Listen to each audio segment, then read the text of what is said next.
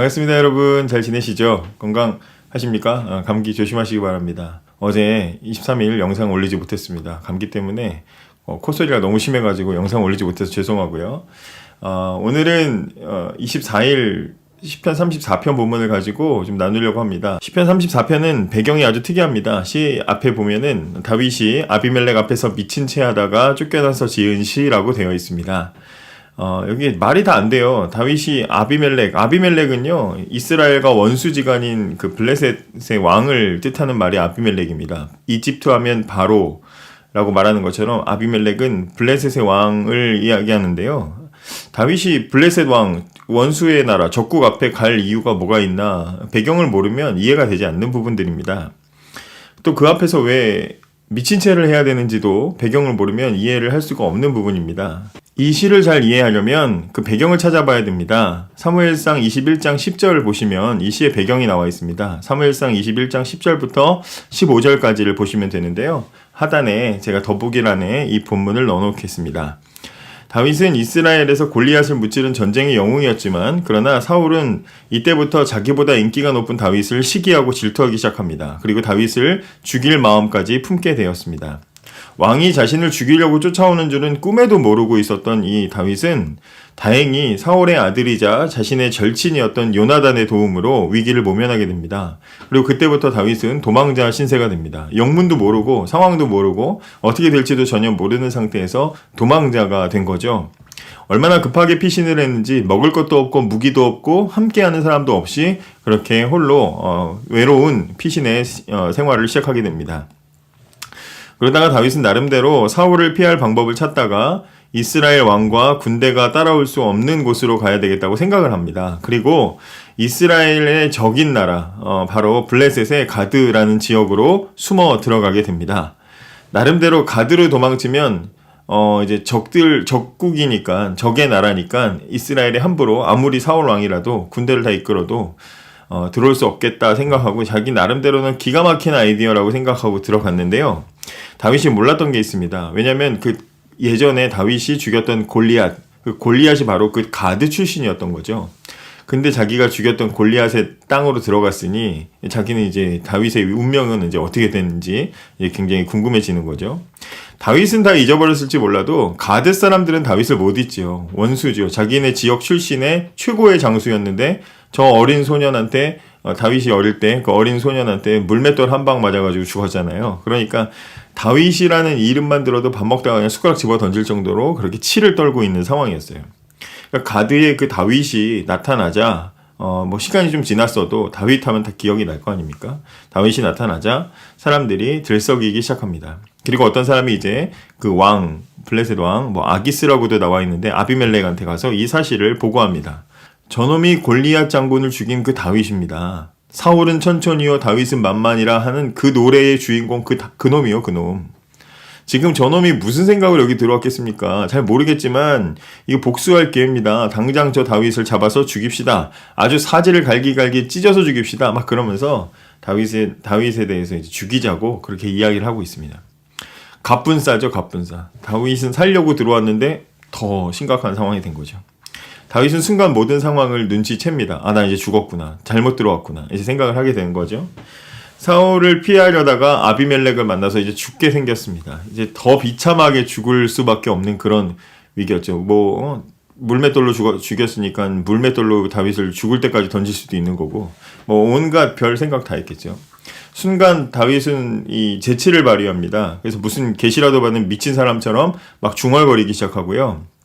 그리고 눈에 초점을 아마 흘리고 있었겠죠. 입에 막 거품을 흘려가지고 막 이제 침을 이제 수염에 질질 흘리면서 벽에다가 막 몸을 그적그적거리면서 미친 짓을 하기 시작합니다. 어디서 그런 연기를 배웠는지 모르겠지만 아비멜렉이 그걸 보고 버럭 화를 내면서 자기 부하들한테 화를 내면서 야, 저게 어딜 봐서 다윗이냐? 저거 미친놈 아니냐 저거? 야, 이 나라에 미친놈이 한둘이냐? 미친놈이 부족해서 저놈을 지금 데리고 있겠다는 거냐? 막 그러면서 다윗이 그 사람이 다윗이라는 것을 믿질 않습니다. 그리고 그 순간 이제 다윗은 그 위기를 모면하고 다시 이제 피신을 하게 돼서 아군들이 있는 아둘람 굴이라는 곳으로 가서 피신을 하게 됩니다. 그러니까 자신의 어리석은 판단으로 위기의 상황을 만났을 때 최악의 위기 상황을 겨우 모면하고 기쁨의 마음을 담아서 이 시를 지었다. 이제 성경이 그렇게 배경을 설명해 주고 있습니다. 노래를 부르고 찬양을 부르는데 이 찬양을 부르게 된 배경이 굉장히 독특하죠. 찬양할 수 없는 그런 상황이고 굉장히 어려운 상황, 죽음의 위기를 겨우 모면한 그런 상황인데 이 노래를 부르고 있습니다. 찬양 인도하면 저도 교회에서 찬양 인도를 오래 해왔는데요. 솔직히 어떤 때는 참 억지로 해야 되는 때도 있어요. 지금처럼 이렇게 목이 좋지 않을 때는 찬양 인도를 해야 돼서 서긴 서는데 참 억지로 해야 되고 일처럼 느껴지는 때가 있습니다. 부담을 가질 때가 굉장히 많죠. 그럴 때 이 시편을 보면서 다윗은 어떤 마음으로 찬양했는가를 생각해 보게 됩니다. 여러분들에게는 찬양이 어떤 의미가 있습니까? 예배 순서 중에 그냥 하나로 흘려보내고 있습니까? 그냥 아니면 앞에서 찬양단 부르는 거 그냥 구경하는 시간이라고 생각하십니까? 여러분들에게 찬양은 무엇입니까? 도대체 찬양이 무엇인가? 오늘 우리는 이 시편을 통해서 찬양이 무엇인가를 한번 생각해 보려고 합니다. 첫째로 찬양은 하나님을 자랑하는 것입니다. 우리가 어떤 좋은 일을 알게 되면 여기저기 막 이야기를 하고 다니는 것처럼 찬양은 기본적으로 자랑하고 알리는 것입니다. 다윗은 지금 이 노래로 하나님을 자랑하고 있습니다. 내 영혼이 여호와를 자랑합니다. 그렇게 말하죠. 다윗은 형식적으로 하나님을 자랑하는 게 아니라 진심으로 하나님을 자랑하고 있습니다. 2절에 보면 내 영혼이 여호와로 자랑하리니, 다윗은 내가 여호와를 자랑하리니 라고 하지 않고 내 영혼이 라고 말하고 있습니다. 내 영혼이. 여기 내 영혼이라고 말하는 것은 내가 진심으로 내 마음이 다 담겨서 내가 정말 진짜로 하나님 찬양합니다 이런 뜻입니다. 내 영혼이 여호와를 자랑하리니. 진심으로 하나님을 자랑하는데 그럼 어떤 하나님을 자랑하는가? 4절에 보시면 내가 여호와께 구하며 내게 응답하시고 내 모든 두려움에서 나를 건지셨도다 이렇게 말합니다. 그러니까 다윗은 모든 두려움에서 건져주시는 하나님을 자랑하고 있습니다. 다윗이 현재 그랬죠. 바보같이 원수들 사이에 들어갔다가 죽을 뻔했는데 그 위기를 겨우 탈출했습니다. 다윗을 알아보는 사람, 왕에게 저게 다윗입니다 일러 바치는 그 긴급한 순간에 다윗을 다 알아보고 있는 상황이었어요. 그런 긴급한 상황에 위기를 빠져나올 수 있도록 하나님께서 순간적인 기지를 발휘하도록 다윗을 도와주셨다고 다윗은 그렇게 깨닫고 있는 거예요. 아까 제가 배경 소개를 했을 때 그 사무엘상으로만 보면, 그 사무엘상의 기록만으로 보면 마치 다윗이 혼자서 재치를 발휘해가지고 미친 척 연기를 해서 빠져나온 것처럼 느껴지지만 오늘 4절을 통해서 다윗이 연기를 너무 잘해서 다 속았다고 보는 게 아니라 이 4절, 오늘 시편 4절을 통해서 우리는 다윗의 어설픈 연기에도 불구하고 하나님께서 가드 사람들 모두 속아 넘어가게 해주셨다라는 그 반전을 우리가 보게 되는 거죠. 성경에 그렇게 써있지는 않지만 다윗이 연기를 잘해서 미친 채를 잘해서 살아남은 게 아니라 다윗의 미친 척을 그 사람들이 믿어지게 하나님께서 도우시고 그래서 살아남게 하셨다는 거죠. 생각해보세요. 그 앞에서 다윗으로 의심을 받고 있고 다윗이라고 의심을 받고 있는 상황이에요. 심지어 제가 앞에서 설명드리진 않았지만 다윗이 그 전에 골리앗의 칼을 들고 갑니다. 골리앗의 칼을 들고 다윗이 거기 서 있는데 그게 다윗이 아니면 누구겠어요. 누가 봐도 그게 미쳤든지 안 미쳤든지 다윗이고 그건 죽여 마땅한 원수의 상황인데, 그런데 다윗은 거기서 미친 채 한 번으로 쫓겨나고 그냥 살아남습니다. 이 말이 됩니까? 말이 안 되는 거죠. 하나님께서 이 가드 사람들의 눈을 가리시고 그 사람들을 속아 넘어가도록 도우셨기 때문에 다윗이 살아나왔다는 것을 다윗은 정확하게 알고 있는 거죠. 그래서 5절, 6절, 7절이 그럽니다. 저희가 주를 앙망하고 광채를 입었으니 그 얼굴이 영영이 부끄럽지 아니하리로다. 이 곤고한 자가 부르짖음에 여호와께서 들으시고 그 모든 환난에서 구원하셨도다. 여호와의 사자가 주를 경외하는 자를 둘러 진치고 저희를 건지시는도다. 다 뭐예요? 위기에서 건지시고 구원하시고 살려주시는 그런 하나님을 자랑하는 거죠. 하나님을 자랑하는데 물론 하나님을 자랑할 게 너무나 많지만 오늘 다윗은 나를 구원하시고 위기에서 건지시고 살리시고 생명 주시고 기회를 주시는 그런 하나님을 자랑하고 있습니다. 근데 자랑한다고 해도 자랑 두 가지잖아요. 부럽지? 그리고 약 올리려고 자랑하는 것도 있고 알리려고 자랑하는 것도 있어요. 이런 효과가 있어. 이런 분이야. 이런 능력이 있어. 너도 이래봐 하고 알리려는 효과가 있잖아요. 근데 다윗은 지금 자랑하고 나는 하나님 이렇게 만났다 부럽지 하고 놀리려고 하는 게 아니라 약 올리려고 하는 게 아니라 8절에 보면 진짜 하고 싶은 말이 8절이죠. 너희는 여호와의 선하심을 맛보아 알지어다. 그에게 피하는 자는 복이 있도다. 여호와의 선하심을 맛보아라. 하나님께 피하면 복이 있다. 쉴 새 없이 하나님을 그렇게 자랑하고 있습니다. 알리기 위해서 자랑하고 있습니다. 10절에 젊은 사자는 궁핍하여 줄일지라도 여호와를 찾는 자는 모든 좋은 것에 부족함이 없으리로다. 갑자기 사자가 나와요. 그 사자가 왜 나오지? 젊은 사자. 젊은 사자는 궁핍하여 줄인대요. 배고프대요. 젊은 사자라는 말은 사자에게 있어서 사자의 그 생애에 가장 최고 정점에 이를 때가 젊은 사자죠. 젊은 사자. 가장 강력하고 능력이 절정이고 사냥도 제일 잘하고 가장 뭐든지 다 씹어 먹어도 먹을 수 있는 그런 상태가 젊은 사자입니다. 가장 강력한 때. 그런 가장 강력한 때에 강력한 사자니까 제일 잘 먹고 제일 많은 것 가지고 제일 힘있게 모든 것을 가지겠죠. 그런데 그런 젊은 사자가 먹을 게 없어서 굶을 정도면 늙은 사자, 어린 사자는 벌써 다 죽었어요. 약한 것들은 다 벌써 죽었을 정도의 그런 아주 안 좋은 상황. 최악의 상황. 젊은 사자도 먹을 게 없을 정도로 최악의 상황인데 그런데 그런 힘든 시기에 젊은 사자는 굶어도 다윗은 뭐라 그래 10절에 하나님께 피한 사람, 하나님을 찾는 사람에게는 어떤 일이 있습니까? 부족함이 없으리로다 이렇게 말해요. 그러니까 하나님께서는 항상 부족한 게 없도록 가득 채우시고 도우시고 함께 해주시는 하나님이시니까 그 하나님을 어떻게 자랑하지 않을 수 있습니까? 지금 그 하나님을 알리기 위해서 이 찬양을 불러요. 찬양은 하나님을 자랑하는 겁니다. 하나님 자랑하십시오. 하나님을 자랑하는 게 우리의 찬양이 되도록 우리는 하나님을 더 많이 알아가고 하나님을 맛보아야 됩니다. 하나님을 경험하고 하나님을 진심으로 찬양하고 자랑하기 위해서 먼저 하나님을 어설프게가 아니라 충분히 풍성하게 맛볼 수 있어야 되겠죠. 하나님을 맛보는 그런 우리가 되었으면 좋겠습니다. 둘째로 찬양은 항상 하는 것입니다. 항상. 찬양은 항상 드리는 것입니다. 찬양을 항상 한다라는 것은 사실은 참 말은 쉬운데 실제로는 참 어렵습니다. 매 순간 사람이라는 게 감정과 기분이 다르고 어제처럼 저도 건강에 몸이 좀 이상이 생기고 안 좋으면 하고 싶은 게 있어도 못하지요. 항상 사람이 다른데 어떻게 항상 찬양을 할 수가 있습니까? 다윗을 보세요. 죽을 뻔한 위기에서 미친 척 해가지고 겨우 살아남은 상황에 무슨 찬양을 불러요? 근본적으로 지금 다윗은요. 내가 왜 도망자로 살아야 돼? 이런 그 의심, 그 의구심을 가지고 있을 수 있어요. 어릴 적에 다윗이 처음부터 나는 뭐 왕의 아들로 태어나가지고 2세대 왕은 이제 내가 될 것이다 뭐 그런 기대를 가지고 자랐던 사람이 아니에요. 다윗은 그냥 평범한 아버지 2세의 집안에 그냥 뭐 양치는 그냥 아들이었어요. 그냥 아무것도 아니었습니다. 그런데 어느 날 하나님이 사무엘 보내가지고 2세의 집안을 들쑤셔놨어요. 막 난리가 났어요. 너희 아들 중에 왕 될 거다 막 그러면서 막 잔뜩 그냥 그렇게 펌핑을 해놨잖아요. 그리고는 다윗 찾아가지고 그것도 막 저희 양치고 있던 다윗을 굳이 불러가지고 얘다 막 그러면서 막 사무엘 막 놀라고 막 울고 막 얘라고 막 하나님 이 아름다운 아이 막 그러면서 막 거기다 기름 붓고 난리가 났잖아요.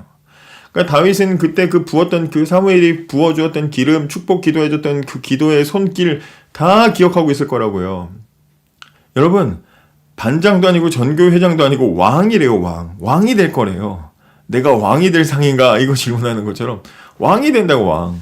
그러니까 왕이 된다라는 약속을 받았어요. 그러면 어떻게 그날 밤에 잠이 올까요? 안 오죠. 안 와요. 뭔가 내일 아침부터 문 열면은 막 신하들이 있고 뭔가 이제 왕이 될 준비를 시켜주겠구나 막 그런 기대가 없었겠습니까? 예? 엄청나게 있겠죠. 그런데 아무 일도 일어나지 않습니다. 똑같이 양을 쳤고요. 가족들 대접도 똑같아요. 가족들도 똑같이 대했습니다. 이상하리만큼 똑같아요. 그러다가 이제 잠시 골리앗을 물리치죠. 그리고 이제 영웅 대접을 받습니다. 그때야 비로소 이제 진짜 왕이 되는구나. 기대했겠어요? 안 했겠어요? 저 같으면 100% 합니다.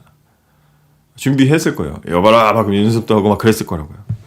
인생이 달라지는가 싶었는데 그런데 이제는 사울 왕이 자기를 죽이려고 해요. 아니 다음 왕이 된다면서 왕이 지금 현재 왕이 날 죽이려고 그래요. 말이 됩니까 이게? 그러니까 지금 상황이 이해가 안 돼요. 그런데다가 이제는 자기가 판단을 잘못해가지고 가드 땅에 들어갔다가 죽을 뻔합니다. 그리고 겨우 미친 척을 하고 여기 수염 막 여기에 침을 질질 흘려가지고 아직도 여기 막 침 냄새가 막 아직도 나고 있는 그런 상황에서 도무지 알 수 없는 고난에 바보 같은 판단으로 위험한 상황 만났죠. 이런 상황에 찬양이 나오겠습니까? 겨우 살아나와서 나왔는데 찬양이 나오겠습니까? 신자도 얼마든지 마찬가지예요. 실패하고 좌절할 수 있습니다. 실망하고 이유를 알 수 없는 어려움들을 겪어서 곤란하고 어려울 수 있습니다. 바보 같은 판단을 해서 위기를 만날 수도 있어요. 너무 비참해서 가슴이 막 시커멓게 타버리는 그런 아픔을 느끼는 순간도 있을 수 있어요. 예수 믿는다고 그런 일 없습니까? 있어요. 얼마든지 있습니다. 얼마든지 어려울 수 있습니다. 그런 상황, 그런 순간에 하나님 찬양할 수 있겠습니까? 근데 다윗은 아무리 어려운 환경, 아무리 막 상황이 실망스럽고 아무리 모든 것들이 뒤틀려서 나한테 다가오더라도 어려움들이 연속으로 일어나도 하나님을 찬양하고 있습니다. 어떤 상황, 어떤 순간에도 하나님을 찬양합니다. 1절과 2절. 내가 여호와를 항상 송축하며 그를 송축함이 내 입에 계속하리로다. 내 영혼이 여호와로 자랑하리니 곤고한 자가 이를 듣고 기뻐하리로다. 여기 중요한 부분이 뭔지 아세요? 하리로다예요. 하리로다. 이 말은 하나님이 다윗에게 찬양할 수 있는 일을 만들어 주셨기 때문에 찬양하는 게 아니라 다윗이 항상 찬양하겠다고 결심을 하고 있는 겁니다. 하리로다 하는 거예요. 찬양할 상황을 주면 하겠습니다가 아니에요. 나는 찬양을 할 것입니다. 이렇게 얘기하는 거예요. 누구나 그렇지만 힘들고 지칠 때, 어떤 일에 실패해서 실망하고 좌절할 때 마음만 처지는 게 아니라 몸도 처져요. 누워있고만 싶고 그냥 됐어. 다 만사가 귀찮고요. 막 그냥 말하기도 싫고 귀찮아지고 힘들어집니다. 실망스럽고 낙심하고 좌절하면 그렇게 돼요. 몸만 아파도 하기 싫어지는데 실망하고 실패하고 좌절하게 되면 몸과 마음이 다 다운되죠. 밥도 안 넘어가고 말도 하기 싫어질 때, 온통 부정적인 생각이 가득해서 모든 것 아무것도 하기 싫어질 때, 그럴 때 무슨 찬양을 부릅니까? 그런데 다윗은 그럴 때, 그런 순간이라고 할지라도 자기 몸과 마음을 의지를 가지고 복종시켜서 하나님께 감사할 것입니다. 나는 찬양할 것입니다. 라고 지금 그렇게 자기 스스로 하나님께 고백을 하고 있는 거예요. 저는 마음이 말 안 들으면 마음을 때려서 복종시키고, 몸이 말을 안 들으면 몸을 질질 끌고서라도 어떤 상황에서든지 하나님을 찬양하겠습니다. 그게 하리로다 라는 말에 들어가 있는 거죠. 하나님 앞에 항상 찬양할 수 있는 그런 굳은 결심과 의지가 우리에게 있었으면 좋겠습니다. 세 번째로 찬양은 함께 하는 겁니다. 함께. 다윗은 함께 찬양하자고 얘기합니다. 찬양은 함께 하는 겁니다. 하나님을 만난 사람은 하나님을 혼자서 간직할 수 없습니다. 하나님을 자랑하지 않고는 견딜 수 없어야 진짜 찬양이죠. 오늘 우리가 읽은 부분만 보더라도 다윗이 얼마나 함께 찬양하고 싶어 하는지를 알 수가 있습니다. 3절에 함께가 2번이나 나오고 8절 9절에 너희라고 사람들을 부르고 있고요. 11절에 너희 소자들아 와서 들으라 하고 외치고 있습니다. 그러니까 저도 목사님 따라가서 좋은 거 먹고 맛있는 거 먹고 나면 사랑하는 가족들 생각나고 다음에 와서 같이 먹어야지 이런 생각하거든요. 함께 하고 싶고 좋은 거 있으면 공유하고 싶은 마음이 있기 때문이죠. 좋으면 자랑하는 게 당연하고 자랑하고 나면 그것을 함께 공유하고 싶은 게 당연한 거예요. 찬양이라는 것은 혼자 하는 게 아닙니다. 찬양은 결국에는 모두 함께 더 많은 사람이 함께 하기를 바라게 되는 게 그게 찬양이에요. 그래서 찬양하는 사람은 자연스럽게 공동체를 생각하게 되고 교회를 생각하게 되고 하나님 나라를 생각하는 사람이 되어 갑니다. 우리가 찬양을 더 크게, 더 열심히, 더 많이 불러야 되는 이유가 뭡니까? 우리의 찬양이 더 많은 사람의 입을 통해서 하나님을 자랑하게 하고 하나님을 알리게 해서 우리 예배, 우리 공동체, 우리 교회가 더 풍성해질 수 있기를 우리가 바라게 되는 것이죠. 만입이 내게 있으면 그 입 다 가지고 하나님을 찬양하겠습니다. 모든 만민들의 입이 다 하나님을 찬양할 때까지 우리는 그래서 함께 이 찬양합시다 하고 하나님을 알리고 자랑하게 되는 거죠. 여러분, 다윗은 하나님을 자랑했습니다. 또 다윗은 항상 하나님을 찬양하기로 결단했고 어려운 순간에도 하나님을 찬양했습니다. 그리고 다윗은 혼자 찬양하지 않고 함께 찬양했습니다. 다윗이 찬양한 하나님은 다윗에게만 특별하신 분이 아니라 우리에게도 함께 하시는 하나님이십니다. 우리에게도 특별한 하나님이십니다. 햄버거를 내일 우리 간식으로 준비해서 줄 건데요. 저나 여러분이나 햄버거 하면 머릿속에 딱 떠오르는 이미지와 맛이 있죠. 햄버거 하면 그 맛이 딱 떠올라요. 그런데 저기 오지에 사는 아이들이나 저기 북한에 사는 우리 친구들한테 햄버거 하면 딱 떠오르는 이미지가 없어요. 왜? 맛보지 않았기 때문에 그렇습니다. 맛을 못 봤기 때문에 햄버거라고 말해도 몰라요. 공감이 안 돼요. 맛 보면 굳이 설명하지 않아도 여러 가지 정보가 떠오르면서 햄버거 하면 벌써 상상의 나래 속에서 우리는 행복한 춤을 추게 됩니다. 근데 맛을 모르면 공감도 못하고 상상도 못하고 즐거울 수도 없어요. 여러분, 누군가 햄버거 이야기를 꺼내면 그 버거 먹어봤어? 아, 이렇더라 저렇더라. 아, 나는 그거 먹어봤어. 아, 그건 이렇냐? 우리 함께 다음에 같이 먹자. 막 그러면서 서로 버거 이야기로 꽃을 피우게 됩니다. 나도 먹어봐야 되겠다 하면서 맛을 아는 사람들끼리의 이야기가 풍성해지죠. 햄버거 맛 하나로 서로 공감하고 소통하면서 하나가 되어갑니다. 저만 그런가요? 하나가 되어갑니다. 마찬가지로 찬양은 하나님께 영광을 돌리는 것뿐만 아니라 우리가 서로 공감하고 소통하게 만드는 통로가 됩니다. 내가 나의 하나님을 자랑하면 다른 지체들이 서로의 하나님을 자랑하면서 하나님을 중심으로 서로 소통하고 공감하면서 공동체가 더 풍성하고 단단해져 가게 되죠. 어디 그뿐입니까? 한 사람이 하나님을 자랑하는 그 소리가 2사람, 3사람, 10사람으로 점점점 늘어나면서 세상 구석구석에 하나님을 알지 못한 사람들에게 하나님이 자랑되어지게 됩니다. 그렇게 세상이 점점 더 하나님의 맛을 풍성하게 알아가게 되는 거죠. 우리가 다윗이 남긴 시편의 수많은 찬양들을 통해서 1장의 하나님, 2편의 하나님, 3편의 하나님, 각각의 하나님의 다양한 맛을 다윗 한 사람이 고백하고 시편에 몇몇 되지 않는 그 저자들이 남긴 그 하나님의 맛을 우리가 보면서 다양한 하나님을 만나는 것처럼 우리의 찬양, 여러분들의 찬양, 각자의 찬양들이 섞이고 모여서 풍성한 하나님의 맛을 온 세상에 드러내게 됩니다. 그러므로 세상이 하나님을 맛보게 하기 위해서 가장 먼저 무엇이 있어야 돼요? 내가 하나님을 맛봐야 되죠. 내가 하나님을 경험해야 돼요. 하나님 하면 탁 떠오르는, 햄버거 하면 수십 가지 떠오르는데 하나님 하면 아무것도 떠오르지 않아. 그러면 안 되죠. 하나님 하면 떠오를 수 있는 수많은 맛이 우리에게 경험되어야 합니다. 어설프게가 아니라 풍성하게 충분하게 매일 그렇게 맛볼 수 있어야 돼요. 사랑하는 여러분, 여러분은 하나님의 맛을 느끼고 있습니까? 여러분 하나님의 맛을 알고 있습니까? 충분히 자랑할 만큼 알고 계십니까? 하나님을 항상 찬양할 만큼 하나님께 빠져 있습니까? 혼자만 알기 아까워서 최선을 다해서 자랑할 만큼 하나님을 충분히 좋아하고 있습니까?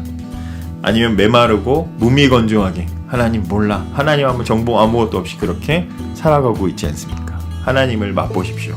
우리를 구원하신 하나님, 우리를 언제나 도우시고 지키시는 하나님, 젊은 사자는 굶어도 우리는 부족함이 없이 넉넉하게 채우시는 하나님을 맛보십시오. 그래서 항상 하나님을 자랑하며 항상 하나님을 찬양하는 풍성한 우리의 삶이 되기를 원합니다.